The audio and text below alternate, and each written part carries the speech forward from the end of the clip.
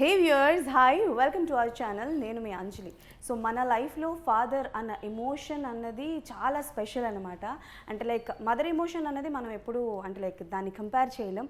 అలానే ఫాదర్ అంటే లైక్ ఎదుగుతున్నప్పుడు చాలా బాగా క్లోజ్గా ఒక ఫ్రెండ్లా బిహేవ్ చేస్తూ ఉంటారనమాట. సో లవ్ యువర్ ఫాదర్ అన్న కాన్సెప్ట్తో ఒక మంచి కాన్సెప్ట్తో మన ముందుకు రాబోతున్నారు. April 4th ఈ మూవీ మన ముందుకు రాబోతుంది. సో టీం మనతో పాటు ఉన్నారు, వాళ్ళతో మాట్లాడి చాలా విషయాలు తెలుసుకుందాం. సో హాయ్ టీం, నమస్తే. ఎలా ఉన్నారు అందరూ? ఇప్పటి వరకు రిలీజ్ అయిన కాంటెంట్ గురించి మాట్లాడితే 3 సాంగ్స్ కావచ్చు, టీజర్ కావచ్చు, ట్రైలర్ కావచ్చు, వాస్ వెరీ నైస్ అండి. So I will start with captain of the ship. So first thing అంటే లైక్ లవ్ యువర్ ఫాదర్ అన్న కాన్సెప్టే వెరీ అట్రాక్టివ్గా ఉంది. సో ఈ కథ మొదలవడానికి కారణం ఏంటి? ఎక్కడ నాంది పలికింది ఈ పాయింట్? యాక్చువల్గా మీరు చెప్పినట్టు అమ్మ ఎమోషన్ మన బ్లడ్లోనే ఉండిపోతుంది. నాన్న అనేవారు పెరిగే కొద్దీ మన బాండింగ్తో ఒక ఫ్రెండ్ లాగా ట్రావెల్ అవుతా ఉన్నారు. చెప్పి బాగుంది. యాక్చువల్గా నేను కథ రెడీ చేసుకున్నాను కోడైరెక్టర్ వర్క్ చేస్తున్న టైంలో. అనుకోకుండా ఈ సినిమాలో అందరూ ఫాదర్ కొడుకులతోనే రిలేటెడ్ అయి ఉంది సినిమా. కిషోర్ రెడ్డి గారని మనీషా ఫిలిమ్స్ ఇంతకుముందు యమలీల మాయలేడు రజని ఆయన రీఎంట్రీ ఫిలిం కింద ఈ సినిమా చేస్తున్నారు. వాళ్ళ అబ్బాయిని నిలబెట్టడానికి ఆయన ప్రొడక్షన్ హౌస్ స్టార్ట్ చేశారు, మహేష్ రాటిని. ఆయన కొడుకు, వాళ్ళిద్దరు తండ్రి కొడుకులు ఈ సినిమాలో. నెక్స్ట్ హర్షాన్ని లాంచ్ చేయడానికి వాళ్ళ నాన్నగారు ప్రొడక్షన్ హౌస్ స్టార్ట్ చేశారు, అన్నపరెడ్డి స్టూడియోస్ అని. ఇక్కడ ఒక తండ్రి ఒక కొడుకుని నిలబెట్టడం కోసం ఒక సినిమా ప్రొడ్యూస్ చేయడానికి ఇక్కడ స్టార్ట్ చేశారు. ఈ ప్రాసెస్లో అందరూ ఒక రకమైన తండ్రి కొడుకుల బాండింగ్, వీళ్ళు ఇద్దరు ఆ తండ్రి కొడుకులు. మా నాన్న నేను ఎప్పుడు పైకి వస్తానో ఎదురు చూస్తూ ఆయన ఎక్కడో పల్లెటూరులో రోజు టీవీలో వచ్చే ఆ డైరెక్టర్ హిట్ అయితే ఈ డైరెక్టర్ ఎప్పుడురా నువ్వు సినిమా చేసి బాగుపడతావు అని చెప్పి ఆయన బాధ. సో ఒక మైండ్ హంటింగ్ అనమాట. ఒక తండ్రి కొడుకులకి ఎలా పైకి వస్తారు అది రన్ అవుతుంటుంది కదా. ఆ ప్రాసెస్గా తండ్రి కొడుకులు కట్ చేద్దామని చెప్పేసి వర్క్ చేసుకుంటున్నాను. అట్లాంటి టైంలో హర్ష వాళ్ళ ఫాదర్ వచ్చేసి హర్షాన్ని లాంచ్ చేయడానికి ఒక కథలు వింటూ ఉన్నారు. అప్పటికి వీళ్ళు చాలా కథలు విన్నారు. అట్లాంటి టైంలో నేను ఈ తండ్రి కొడుకుల ఎమోషనల్ కథ చెప్పడం జరిగింది. వాళ్ళు బాగా కనెక్ట్ అయిపోయారు. ఇప్పుడు మీ ముందు కూర్చునే అర్హత వచ్చేసింది. ఓకే. సో అంటే లైక్ ఈ మధ్యకాలంలో చాలా వరకు ఎమోషనల్ మూవీస్ వస్తున్నాయి. బట్ ఎంతవరకు జనాల్ని గ్రాప్ చేయగలరు? ఎంతవరకు కాంటెంట్ అన్నది అంటే లైక్ అంటారు కదా చాలా మంది కూర్చోబెట్టేశారు ఎంగేజింగ్గా ఉంది అని, ఎంతవరకు? కొన్ని కంటెంట్ సినిమాలు ఎంగేజ్ చేయడానికి కథ కావాలి, ఏదో మ్యాజిక్ కావాలని.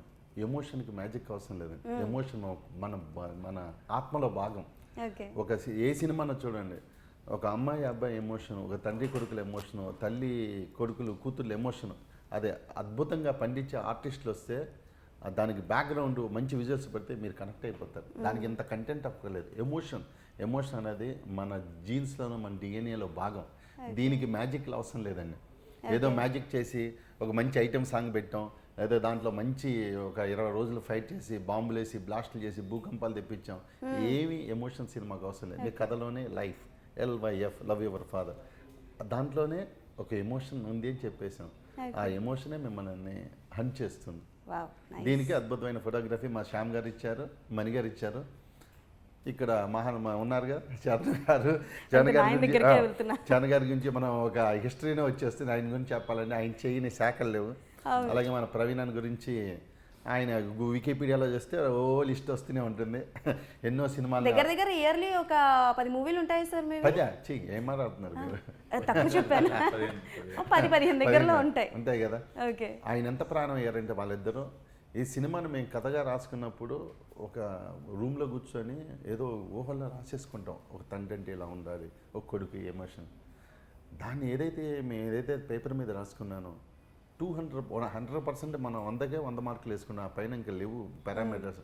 ఆ పైన పారామీటర్స్ ఏమన్నా కూడా మా చరణ్ గారికి ఇవ్వాల్సి వస్తుంది. అలాగే చరణ్ గారి పక్కన ఒక ఫ్రెండ్ క్యారెక్టర్ ఉంటుంది, ప్రవీణ్ గారిది. అదే ప్రవీణ్ గారు ఇటు హర్షాకు కూడా ఫ్రెండ్గా ఉంటాడు. అదే ఈ కథలో ఉన్న చిన్న స్పెషల్ అదృష్టం అండి. ఫాదర్ కి అటు పక్క కొడుక్కి ఫ్రెండ్ క్యారెక్టర్. సో అది ప్రవీణ్ చేసిన హెల్ప్, ఒక నాకు బ్రదర్ లాంటి వాడు. వాళ్ళిద్దరూ ఈ సినిమాని సోల్స్ ఒక హార్ట్ నిలబెట్టేశారన్నమాట. సినిమా హర్షాన్ కంటెంట్ లేకపోతే చేయడానికి ఉండదన్న. మంచి రైటింగ్, మంచి కంటెంట్ ఉంది దానికి మా హర్ష కూడా తోడయ్యాడు. మీరు ఈ సినిమా చూసినప్పుడు ఇది హర్ష మేము డెబ్యూ అని పేపర్లోను పక్కన బ్రాకెట్లో డెబ్యూ DBU అని రాశాను. అన్న ఫస్ట్ నేను ఎంటర్ అయిన రోజు ఎమోషనల్ సీన్స్ ఉన్నాయి, హర్ష డెబ్యూడెంట్ కదా, కొంచెం ఒక 20 రోజులు షూటింగ్ అయిన తర్వాత వేద్దాం భయ్యా అన్నారు మీరు. అవును.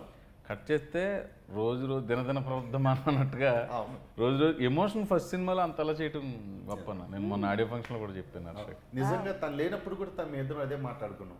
ఎందుకంటే ఇప్పుడు హర్ష ఉన్న టైంలో మాట్లాడుకుంటాం, ఓకే ఏదో పిల్లాడిని పొగిడేస్తే పాడైపోతాడు అనుకుంటాం. కానీ మీ ఇద్దరం పర్సనల్గా మాట్లాడుకున్నప్పుడు ఫోన్ కాన్వర్సేషన్లో కూడా అప్పుడప్పుడు ప్రవీణ్ అదే అన్నాడు, అన్న డే 1కి లాస్ట్కి వచ్చేసరికి చాలా బాగా చేశాడు హర్ష. సో వీళ్ళ ముగ్గురు ఈ సినిమాకి ఒక ప్రాణం లాంటి వాళ్ళు.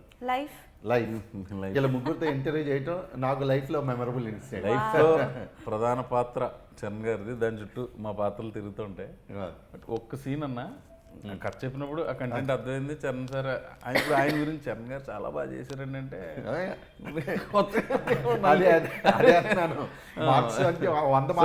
అందుకే హర్ష గురించి చెప్తున్నా. ఫస్ట్ సినిమా ఎమోషన్ బాగా చేసింది. ఒక్క సీన్ చేస్తున్నాం అన్న, అది చెప్తాను. ఉగాది కదా, పండగ కదా ఇవాళ. ఒక సీన్ లోపల మా ఇద్దరికి ఫాదర్ గురించి నేను ఫస్ట్ నెగిటివ్గా ఉంటే, లేదు బాబాయ్ ఇలా ఉన్నారు నాన్న అని నేను కూడా మారి, సారీరా నా ఫ్రెండ్ నేను ఏదో ఎమోషనల్ అనేసి ఇద్దరం కళ్ళు తుడుచుకుని బయటకు వచ్చి అలా వెళ్తుంటే ఫాదర్ ఉంటారు బయట. అవును. ఆయన చరణ్ గారు ఏడుస్తూ ఉంటారు. ఆ సీన్ చూసినప్పుడు అనుకున్నానన్న, ఇది అంటే ఒక్కొక్క చోట చేసేటప్పుడు కూడా ప్రతి సినిమా మనం ప్రాణం పెట్టి చేస్తాం. అవును. కొన్ని మనం అనుకునే రిజల్ట్ రాకపోవచ్చు, బట్ ఒక్కొక్క చోట అనిపిస్తుంది కదా చేసేటప్పుడు. నాకు ఆ సీన్ చూసినప్పుడు నాకు ఇప్పుడు నేను చెప్తాను, నాకు సినిమాలో చాలాసార్లు డైరెక్టర్గా కొన్ని వందల సార్లు చూస్తాం కదా, నీకు నీ మూడు ఎక్స్ప్రెషన్ నాకు ఇప్పటికీ గుర్తున్నాయి. అంటే చరణ్ గారు హర్ష ఫుల్ లెంగ్త్గా సినిమా ఒకటి సూపర్ మన బెంగళూరు ఊరు వెళ్తున్నప్పుడు వచ్చి మన చరణ్ గారు అంటారు, ఎరా అమ్మకి ఎలా ఉంది అంటారు. అనగానే నువ్వు చాలా హాస్పిటల్కి మెయింటెనెన్స్ లేదంట కదా అన్న చెప్పి ఆ ఎక్స్ప్రెషన్ నాకు ఇప్పటికీ ఎన్నిసార్లు చూసినా భలే అందంగా అనిపిస్తుంది. అదొకటి చాలా భలేగా అసలు ఎక్స్ప్రెషన్ భలేగా అనిపిస్తుంది. వాళ్ళ సీన్ ప్రవీణ్ గారు చెప్పినట్టు ఆ సీన్లోనే ఆయన ట్రాన్సిషన్ ఒక భయం నుంచి ఎమోషన్కి మారటం. దానికి ముందు సీన్ అయితే పిచ్చ కామెడీ ఉంటుంది. దాని తర్వాత భయపడుతూ ఉన్న సీన్లో తను వచ్చి ఎమోషనల్గా మాట్లాడిన తర్వాత ఈయన అలా ట్రాన్సిట్ అయ్యి అలా ఎమోషనల్గా మారుతారు చూసారా. నిజంగా నెక్స్ట్ నేను కూడా అదే చెప్పబోతున్నాను. నువ్వు ఆ ఎక్స్ప్రెషన్ నాకు ఇప్పటికే ఒక 3 షాట్లు గుర్తున్నాయి. అది ఆ ఫోన్ ఇలా పడేసి కొంచెం ప్రొఫైల్గా చూస్తావు నువ్వు దాంట్లో షాట్, నాకు భలే అనిపించింది ఆ షాట్. అది డైరెక్టర్గా కొన్ని షాట్లు చూసేటప్పుడు ఏంటంటే సినిమా నేను అడిగిన క్వశ్చన్కి మీరు మొత్తం ఇంటర్వ్యూ మొత్తానికి కావాల్సిన సమాధానం వద్దు సార్, మళ్ళీ నాకు పేమెంట్ కట్ చేస్తారు. ఓకే సార్, చరణ్ గారి దగ్గరికి వస్తాను. అంటే బేసికల్గా టు బి వెరీ ఫ్రాంక్ చెప్పాలంటే చరణ్ గారు సింగర్ అవన్నీ కాకుండా ఓన్లీ సినిమా గురించి అడుగుతున్నాను. బట్ ఆస్కింగ్ సంథింగ్ కాదు, లైఫ్ సినిమాలో ఆయన పాత్ర గురించి అడగండి. ఓకే, సో ప్రవీణ్ గారు డిమాండ్ కమాండ్కి మేరకు బట్ ఒక కాంప్లిమెంట్ అయితే ఇద్దాం అనుకుంటున్నాను. బట్ అంటే లైక్ ఫస్ట్ సాంగ్ చూస్తాను, నేను ఇందాకే మీకు చెప్పాను సాంగ్లో మీ డ్యాన్స్ చాలా బాగుంది అని. మీది ఆయనది డ్యాన్స్ చూస్తున్నప్పుడు నాకు బాలసుబ్రహ్మణ్యం గారు ప్రభుదేవ గారిది సాంగ్ ఉంది కదా, అందమైన ప్రేమ అని లేత బుగ్గపై, నాకు ఆ సాంగే గుర్తొచ్చింది. ఇది ట్రూ, నిజంగా చెప్తున్నాను. సో ఆ డాన్స్ ఎక్స్పీరియన్స్ గురించి చెప్పండి. I think for the first time కదా యువర్ డాన్సింగ్? సరసలా చేశాను. Okay okay.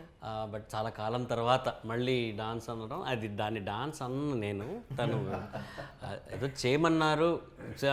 ఏంటంటే సరే త్వరగా నేను డాన్స్ చేయలేను, నాకొద్దు అని ఇలా బట్టి పెట్టడం కన్నా చేసేస్తే త్వరగా అయిపోతుంది కదా. ఓకే, మన సినిమాలోకి దిగేసాం, రంగంలోకి దిగాం, ఇంకా ఈదాల్సిందేగా, ఇంకా you have to get it done with, సరే త్వరగా అయిపోతుందని. అది ఆ 7 టేకులు 8 టేకులు చేసి ఇంకా నా వల్ల మొన్న కూడా స్టేజ్ ఎక్కినప్పుడు కూడా స్టెప్ సరిగ్గా రాలా. అది మా ఎడిటర్ మా మహానుభావుడు ఆయన బాగా కట్ చేశాడు, బాగా చూపించారు. మా మాస్టర్ మోయిన్ మాస్టర్ గారు బాగా కంపోజ్ చేశారు. నాకంటూ సరే ఇంత సింపుల్గా పెట్టుకుంటాం సార్, అది ఎక్కువ కాంప్లికేటెడ్ లేదని. కాంప్లికేషన్ అంతా హర్షాకి ఇచ్చి నాకు ఊరికే ఆ హుక్ స్టెప్స్ మటుకు చిన్నగా నీట్గా నేర్పించాను. బట్ హుక్ స్టెప్స్ కూడా కొంచెం కాంప్లికేటెడ్గానే ఉన్నాయి కదా. ఎంతైనా ఒక హీరోకి ఒక స్టెప్ చేయించాలి అన్నప్పుడు కొంచెం ఒక కాంప్లికేషన్ ఉండాలి కదా. అసలు రైమింగ్ టైమింగ్ అదిరిపోయింది. సినిమా మొత్తం ఇట్లాగే మామూలే కాదు. కానీ ఆయన చెప్పిన దానికి ఈయన రైమింగ్ టైమింగ్కి ఆయన చెప్పిన ఎమోషన్స్కి ఏంటో ఆయన భయపెట్టగలరు, నవ్వించగలరు, ఏడిపించగలరు. నన్ను అయితే ఏడిపించేశారు, అయ్యో నన్ను అయితే నిజంగా ఏడిపించారు. ఓకే, సో హర్ష గారు, so working with these kind of legendary people, so ఎలా అనిపించింది? This is the first one right, debut. So ఎక్కడైనా కొంచెం భయం, బెరుకు లాంటిది ఏమైనా? భయం కాదులే కానీ నాకు వాళ్ళ అంటే ఎలా ఉంటారు అనేది ఒక డౌట్ ఉండేది స్టార్టింగ్ నుంచి. సార్ కానీ లేదా ప్రవీణ్ అన్న కానీ మనకి ఆ ర్యాప్ ఇస్తారా, కంఫర్టబుల్ జోన్ అనేది ఇస్తారా లేదా, ఇవ్వకపోతే నాకు తెలిసి అంత బాగా వచ్చేవి కాదు సీన్స్ కానీ ఏవి. వాళ్ళు నాకు ఒక ఫ్రెండ్ లాగా ఒక అన్ని సీన్స్లో ప్రతి దాంట్లో నాకు సపోర్ట్ చేస్తున్నారు. ఇలా నాకు డౌట్స్ వస్తే వెళ్ళి అడగడం, లేదా వాళ్ళే ఇన్పుట్స్ చెప్పడం, ఇది చేస్తే మనకి సీన్ పరంగా స్టోరీ పరంగా వెరీ ఫస్ట్ డే నుంచి తనతో ర్యాప్ తన ఇంట్రెస్ట్ అలా ఉంది.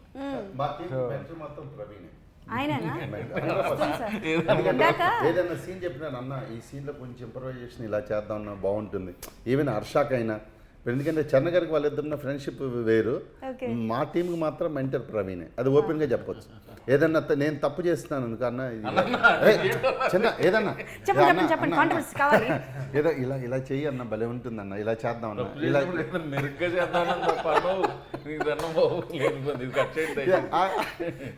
అంటే నాకు ఫ్రెండ్ ఈ కెలుకుడు కాదు కెలుకుడు కాదు, నా మీద ప్రేమే.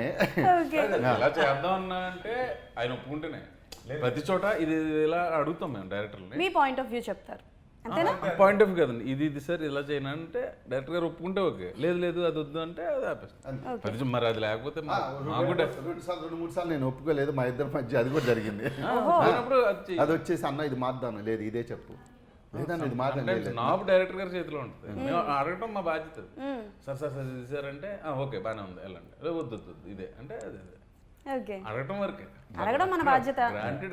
కెప్టెన్ గ్రాంట్ చేయలేదు. అంటే కెప్టెన్ అంటే ఈ సీన్ లో ఉన్న ఏదైతే ఈ డైలాగ్ ఉందో, ఈ డైలాగ్ ఎక్కడో ఒక రిఫ్లెక్షన్ ఉంటుందని చెప్పి రాసుకుంటామండి. వచ్చిన ప్రాబ్లం ఎక్కడ వస్తుందంటే, ఆర్టిస్టులకి డైరెక్టర్కి మధ్య గొడవలు ఎక్కడ, సెట్లో ఇబ్బందికరమైన సిచ్యువేషన్ ఏంటంటే, ఆ సీన్లో ఆ డైలాగ్ ఇబ్బంది అనిపిస్తుంది. తను ఆర్టిస్ట్గా పెర్ఫామ్ చేసేప్పుడు ఇదేముంది ఈ డైలాగ్ చెప్తే ఏముంది, కిక్ ఏముంది అనిపిస్తుంది. కానీ ఆ డైలాగ్ చెప్పడం వలన ఎక్కడో ఇంకో 10 సీన్ల తర్వాత దీనికి లింక్ అక్కడ వేస్తే బాగుంటుందని ఒక డైరెక్టర్గా రాసుకునేటప్పుడు అనిపిస్తుంది అనమాట.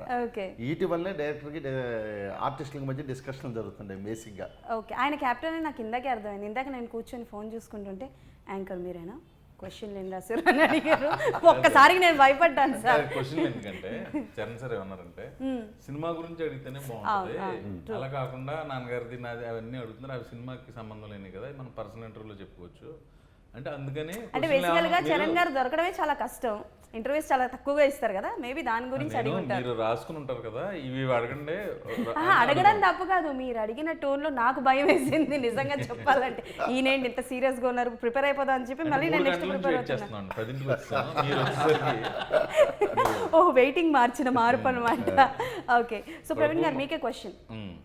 ఇప్పటివరకు చాలా క్యారెక్టర్స్ మీరు చేశారు, అండ్ ప్రతి మూవీలో మీరు చేసిన క్యారెక్టర్స్ వాజ్ కీ పాయింట్స్ అని చెప్పొచ్చు.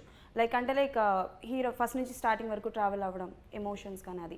బట్ ఈ మూవీలో ఏం కొత్తదనం ఉండబోతుంది?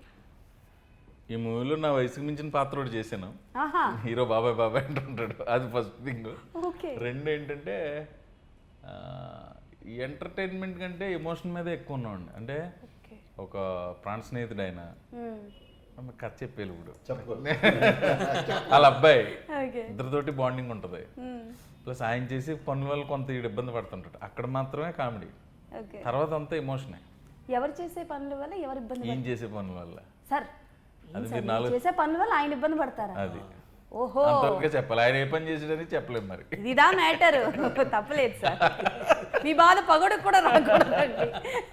అండ్ ట్రైలర్లో ఒక డైలాగ్ ఉంటుందండి, ఈ వయసులో కాకపోతే ఇంకెప్పుడు అల్లరి చేస్తారు అన్న పాయింట్ డైలాగ్. అది చాలామంది యంగ్ బాయ్స్కి బాగా కనెక్ట్ అవుతూ ఉంటుంది. సో అలా మీరు మీ చిన్నప్పుడు ఎప్పుడైనా లైక్ యంగ్ ఏజ్లో ఎప్పుడైనా అలాంటి అల్లర్లు చేసి నన్ను అల్లరి చేయనివ్వట్లేదు ఏంటి అని ఎప్పుడైనా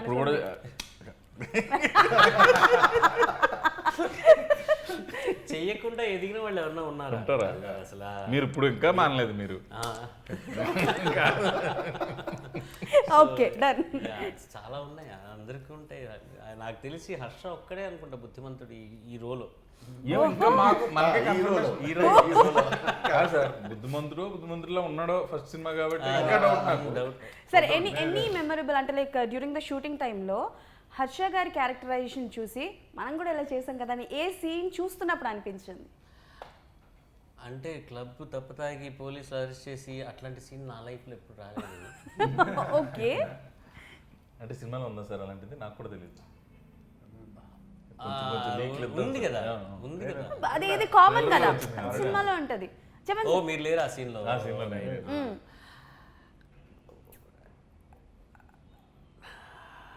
ఇప్పటి వరకు చెప్పండి, ఇప్పటి వరకు తెలియంది చరణ్ గారి గురించి ఒకటి తెలియబోతోంది. లేదు, అట్లాంటి సీన్లు ఏం లేవు.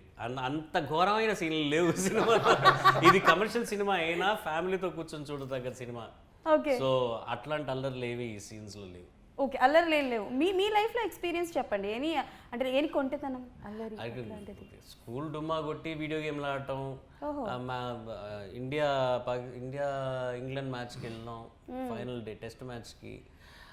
ఇట్లాంటివే. ఇంటికి వచ్చిన తర్వాత సూపర్గా మా అమ్మకి చాలా ఎంటర్టైన్మెంట్ ఇచ్చేవాడిని నేను. ఎందుకు ఖాళీగా ఉన్నావు? ఎందుకమ్మా ఊరికే బోర్ కొడుతుందిరా ఇట్రారా అని చెప్పి వాయిస్తూ ఉంటాను. జనరల్గా చేతులైనా సార్ ఏమైనా వాడేవారా? స్టిక్, బెల్ట్లు, మా నాన్నగారి బెల్ట్. ఓహో సూపర్ సార్. అమ్మో, మీరు చేతికి దొరికింది ఇవాళ జీపురు. ఓహో, అట్లా జరుగుతుంటాయి అన్నమాట. చపాతీ చేస్తున్నప్పుడు అసలు వంటింటి సైడ్ ఇక్కడ. మీరు ఎక్స్పీరియన్స్ పర్సనల్. సరే మీ క్వశ్చన్ మారుస్తాను. ఇందాక ఎలాగో పార్టీ అనే పదం వాడారు కాబట్టి మీరు ఎక్కువగా పార్టీ ఇండస్ట్రీలో ఉన్న ఫ్రెండ్స్లో ఎవరితో చేసుకుంటారు పార్టీస్? ఇండస్ట్రీలో పార్టీలు అంటారు కానీ అంత ఏమి ఉండదండి. సాయంత్రం అయ్యేసరికి ఇంక పని చేసి మళ్ళీ ఏదో డబ్బింగ్కో గిబ్బింగ్కో వెళ్తారు, ఇంకా ఫ్యామిలీ లైఫ్లోకి వెళ్ళిపోతారు. పార్టీ అంటే మేమైతే ఒక 10 మెంబర్స్ ఒక గ్రూప్ ఉన్నాం. నేను, వెనిల్ కిషోర్, శ్రీనివాస్ రెడ్డి, సత్య, రాజేష్, చిత్రం సీను, రఘు కార్మంచి, నవీను, ఇలా మా బలగం వేణు, ధనరాజు. మేము నెలకోసారి కలుస్తాం. ఇప్పుడు అది కూడా తగ్గింది, 3 నెలలకోసారి ఇప్పుడు కలుస్తాం. ఆ రోజు ఒక 3-4 అవర్స్ ఫుల్ ఎంటర్టైన్మెంట్ ఉంటుంది. మామూలు ఎంటర్టైన్మెంట్ కాదు కదా. తెలుసులేండి, ఫ్లయింగ్ కలర్స్ అని ఒక గ్రూప్ ఉంది, అంతే మేమే. మిగతా అప్పుడు పెద్దగా పార్టీ. ఓకే, సో హర్ష గారు అంటే ఇందాక చూపించినట్టు చాలా వరకు పార్టీస్ అన్నవి యంగ్స్టర్స్కి బాగా కనెక్ట్ అవుతుంటాయి కదా. మీ ఫాదర్ వచ్చేసి వైస్ ఛాన్సలర్ అని విన్నాను కాలేజ్కి. మీరు అంటే లైక్ మూవీస్ చేస్తాను, సినిమాకి వెళ్తానంటే ఎవరు ఒప్పుకోరు. అలాంటిది ఫాదర్ ప్రొడ్యూస్ చేస్తారు అని చెప్పి అన్నారు. ఎలా ఒప్పించారు మీ ఫాదర్? బేసికల్గా మా అమ్మ అయితే చీపురు కట్ట తీసి కొడతానంది ఫస్ట్ వెళ్తానంటే. ఆ తర్వాత ఏదో కష్టపడి ఒప్పించారు అనుకోండి. చెప్పండి. ఏంటండి ఎంత మాట అన్నా?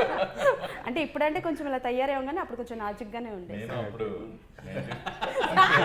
సరే మన టాపిక్ బాగా పెడదాం. హర్ష గారు అంటే యాక్చువల్గా ఆయనకి ఉందండి చేయాలని చెప్పి, చిన్నప్పటి నుంచి ఉంది. ఆయన హీరో అనుకున్నారండి, తర్వాత అప్పుడు కుదరలేదు. ఆయన వైస్ ఛాన్సలర్ అయిపోయారు, అలా అబ్బాయిని దింపారు. అది అందుకని చెప్పి నాకు అది ఈజీ అయిపోయింది. మీకు ఇంట్రెస్ట్ ఉందా? నాకు చిన్నప్పటి నుంచి నాకు కూడా ఉందండి. ఎవరు ఇన్స్పిరేషన్ హీరో? ఫస్ట్ చిరంజీవి గారు, నెక్స్ట్ బన్నీ అన్న. Okay, dialogue if you don't mind task ఇస్తున్నాను అని అనుకోకపోతే ఏదైనా ఒక డైలాగ్ చెప్తారా బన్నీ గారిది? పుష్ప డైలాగ్ చెప్పండి. మీ నాన్నగారికి పుష్ప అని మా మూవీతో కంబైన్ చెప్తా. అది సూపర్. ఏప్రిల్ 4th నీ ఎవ్వ తగ్గేదేలా. ఈయనండి ఇంత క్యూట్గా చెప్పారు. మీరు ట్రై చేస్తారా? అబ్బో.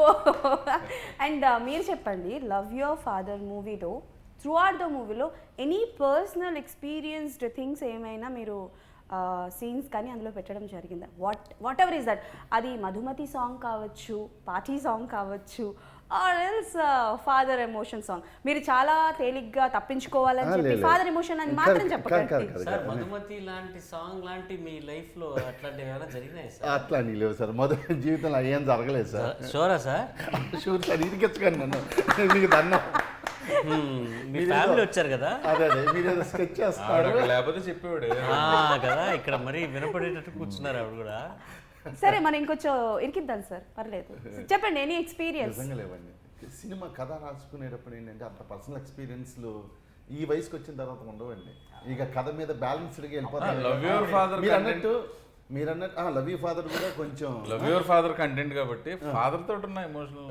నేను అదే చెప్తున్నా, ఆయన స్కిప్ అవడానికి ఫాదర్తో ఎమోషన్ సీన్స్ పెట్టానని అంటారేమో అని, అది కాకుండా వేరే ఏదైనా చెప్పండి అంటున్నా. అదే అంటున్నాను, ఓ యంగ్స్టర్గా ఉన్నప్పుడు ఏదన్నా ఇమీడియట్గా మనం కాలేజ్ రోజు నుంచి ఇమీడియట్గా డైరెక్ట్లు అయిపోతుంటే అవి రిఫ్లెక్ట్ అవుతాయేమో. కానీ ఇంకా ఈ ఏజ్కి వచ్చేసిన తర్వాత 30 ఏళ్ళు ఇండస్ట్రీలో జర్నీ చేశాక ఒక కథ మీద నమ్మకంతో దాన్ని నమ్ముకొని ఆలోచిస్తూ వెళ్తామే కానీ పర్సనల్ మన స్వానుభవాలన్నీ 99% రావండి ఎవరికి. ఒక కథను కథగా చూడటం మొదలెడతాం. ఒక తండ్రి కొడుకులో జెన్యూన్ ఎమోషన్తో సినిమా చేయాలనుకున్నాను. ఇప్పుడు మీరు అన్నట్టు నా తండ్రికి నాకు ఒక అనుబంధం ఉంటుంది. అనుబంధంలో నేనేదో పాడైపోతానని చెప్పి ఆయన స్ట్రిక్ట్గా ఉండటం, అది చేయటాలు, కొట్టేయటాలు, తన్నేయటాలు అవన్నీ ప్రతి ఇంట్లోనూ జరిగేవి. అలాంటివి జరుగుతుండే. బట్ నేనేమనుకున్నాను అప్పట్లో ఏమనుకున్నాను, మా నాన్న తనకుండా బాగుండు, ఆయన కనపడకుంటే పక్క నుంచి వెళ్ళిపోతే బాగుండు, తప్పించుకుని తిరుగుదాం అనుకునేవాడిని. అలాంటి నేను కథ రాసుకునేటప్పుడు అలాంటి ఫాదర్ ఉండకూడదు అనుకున్నాను. ఓకే, ఎందుకంటే నేను ఆ రోజుల్లో అనుకున్నాను.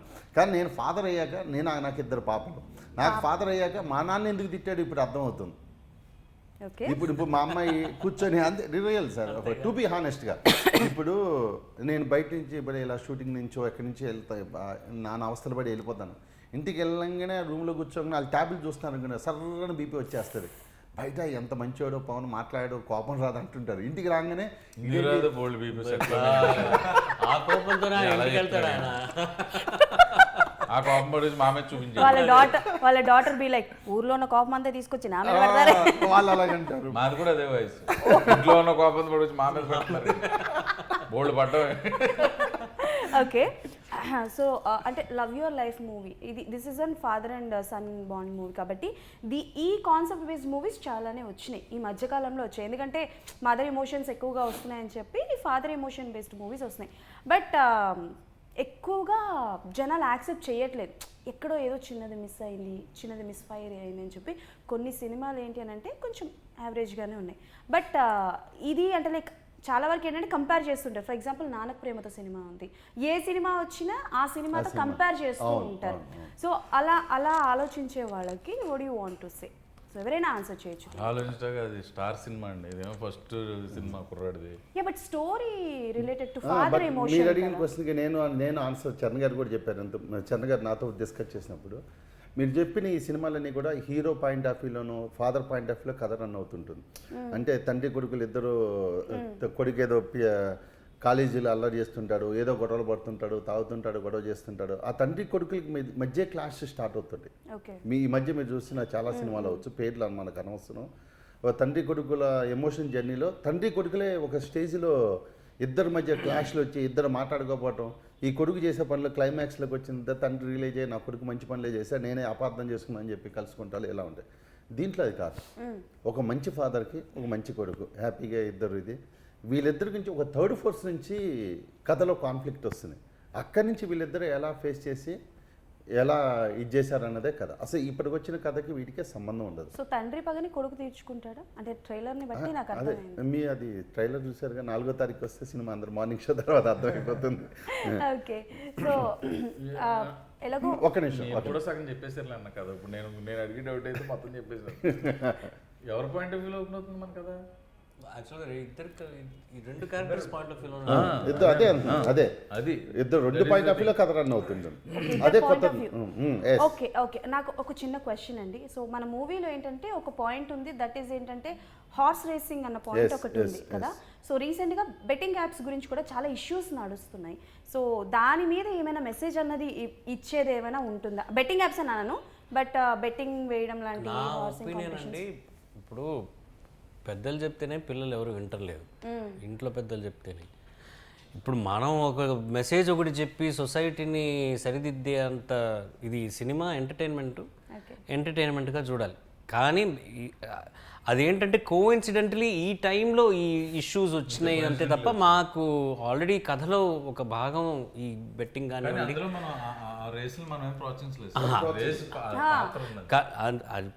అదే యాజ్ కోఇన్సిడెంటల్గా ఇది మంచిది అని మేము ఎక్కడ చెప్పట్లా. ఇట్లా ఒక ఇన్సిడెంట్ జరిగింది, ఆ ఇన్సిడెంట్ నుంచి ఎలా బయటపడతారు వీళ్ళు అన్నదే ఒక 1 point of the script. Okay ఒక్క నిమిషం సార్, మీరు వెళ్ళాలి. నేను వెళ్ళాలి ఓ సార్. పని చేద్దాం, సార్ వెళ్ళిపోయిన తర్వాత మనం ముగ్గురం కంటిన్యూ చేద్దామా? ఇంకొక 15 minutes. It will be good. Okay, finally movie గురించి చెప్పేసేయండి, then you can skip. Okay done. So finally ఈ మూవీ ఎలా ఉండబోతోంది, ఏంటి, జనాలు మూవీకి వస్తే ఎలా?